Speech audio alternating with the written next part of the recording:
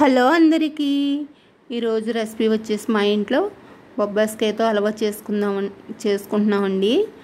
ఎలా చేస్తానో చూద్దాం రండి. అందులో పైన ఉన్న ఫీల్ తీసేసి సన్నగా కోరుకుని పక్కన పెట్టుకుని పొయ్యి మీద కళాయి పెట్టుకుని కళాయిలో అరకప్పు నెయ్యి వేసుకుని నెయ్యి వీటైన తర్వాత ఈ కోరుకున్నది వేసుకునండి బ్రౌన్ కలర్ వచ్చే వరకు 10 నుంచి 20 నిమిషాలు ఫ్రై చేసుకోవాలండి. ఫ్రై చేసుకున్న దాంట్లో కప్పు పంచదార వేసుకుని మరో 10 నిమిషాలు ఇది దగ్గరికి కలుపుతూ ఉండాలండి. లేత తీగపాకం వచ్చే